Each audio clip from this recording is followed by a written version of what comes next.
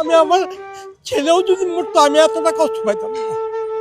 আমার 2 ছেলেও যদি এক ছেলেও মারা যেত আমি এত কষ্ট পাইতাম না। আমি সারাটা রাত ঘুমাতে পারি না। এই লোকটাকে আমি অত্যন্ত ভালোবাসতাম। আমি সবার কাছে ওনার জন্য দোয়া চাচ্ছি। আমি কোনো পার্টির সাথে জড়িত না, কোনো কিছুর সাথে না, কিন্তু ব্যক্তিগতভাবে আমি ওনাকে খুব পছন্দ করতাম। বাংলাদেশের জন্য এই ধরনের অনেক ছেলে খুব দরকার। তার তার ভিতরে কোনো ছিল না, 2 নম্বরই ছিল না, হিংসা ছিল না, সবাইকে জড়ায় ধরতো, এই খুনিগুলোকেও জড়ায় ধরছিল।